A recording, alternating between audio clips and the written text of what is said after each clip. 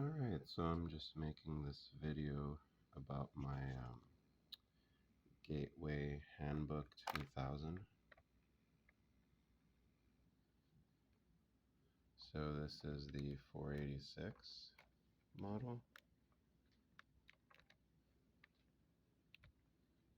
Sorry, I'm just working with one hand here.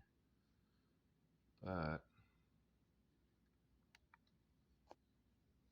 I've got it running Windows 95. I'm going to try to see about maybe doing a dual boot with Linux if it's possible. It originally came with Windows 3.11 and DOS, I believe 6.0. So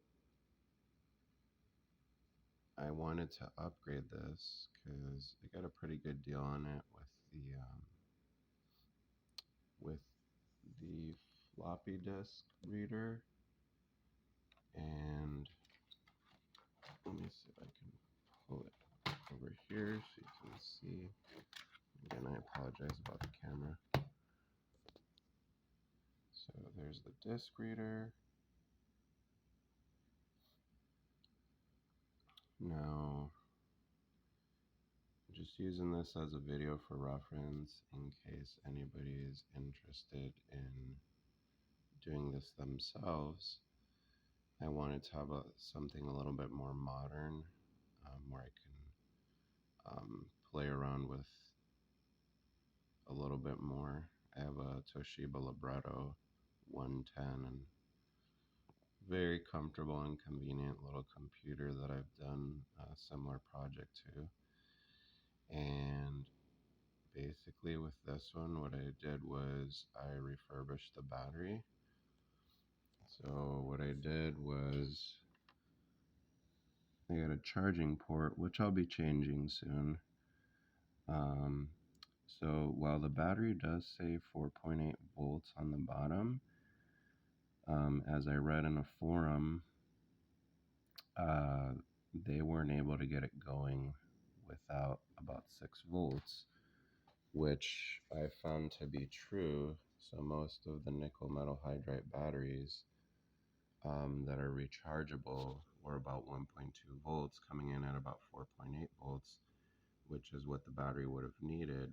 But I have a set of 1.5 volt rechargeables that total out to the 6 volts, which is needed in case I want to use it without the charge port, because right now I've got a USB-C plug giving it the constant 5 volts, which keeps it running without an issue. It's not all completely put back together. I just wanted to show the video. So you've got the little track button here.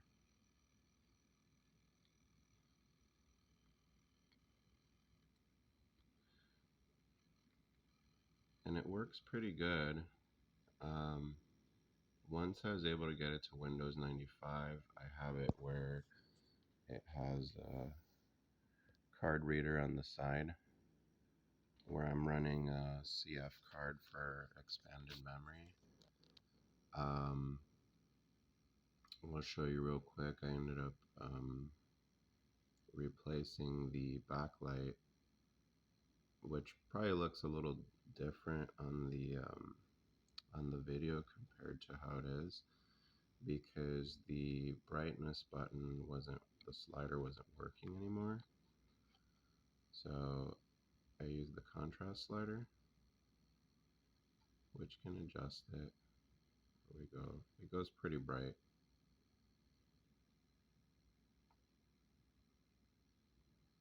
And then of course I have the if you want to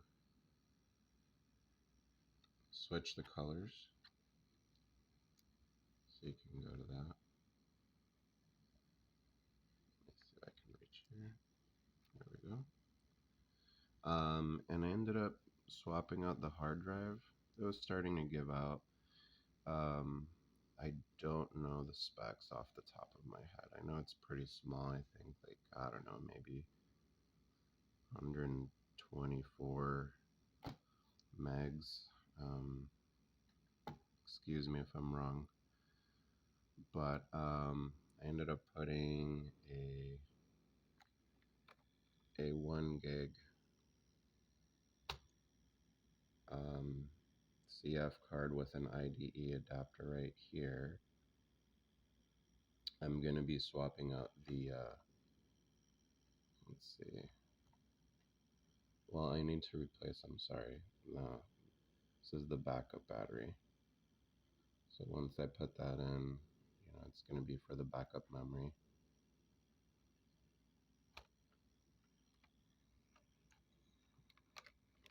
So I'm just waiting on a couple more parts coming in before I close it back up. But overall, it's nice. It's got a good keyboard feel. Keys are good. It's not going to do much for you in this day and age, but if you want to keep it for its convenience and little quirks that it has, it's a nice little computer. I did find that when I was doing for the memory, the BIOS, there is a file you can download that updates it, which helped fix certain, I believe, power and maybe compatibility issues. And once I put that, it accepts the memory card with less of a problem. You can upgrade the RAM. It's on the bottom, and there is um, a program you have to run for the computer to identify it.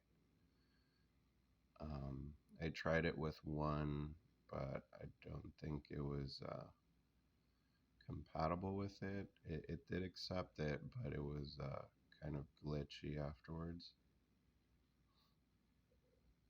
So otherwise, this was just, like I said, a video to kind of show what I've been doing on it. It's a little bit of a frustration compared to other projects I've done, but overall satisfied. And yeah, if you have any questions, feel free to ask. And thank you for your time and have a great day.